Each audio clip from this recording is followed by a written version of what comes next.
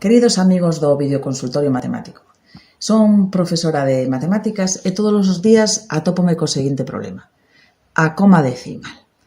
Como saberedes, en España usamos a coma decimal para separar a parte inteira dun número da súa parte decimal e no resto do mundo non.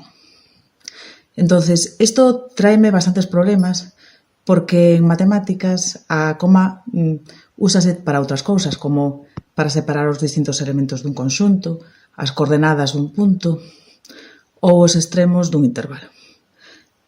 Vos poño un par de exemplos.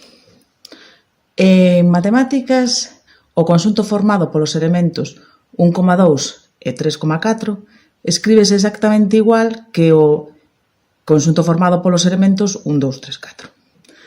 Para que non haxa confusións, cando me pasan cousas deste tipo, recurro a solucións así un tanto creativas, tipo poñer espacios varios separando os elementos ou un apóstrofe. Unha chapuza, vamos. Tamén teño problemas cos distintos paquetes informáticos ou programas informáticos. Incluso, aínda que teñan versión española, no que se admite coma decimais, pois sempre aparece algún tipo de problema.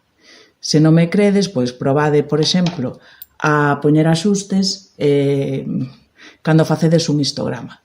Pois de repente o número 1,3 pois di o programa que non existe.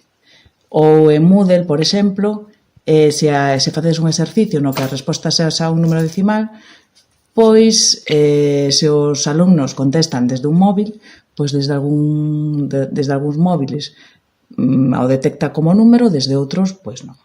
Entón, aí va a miña pregunta.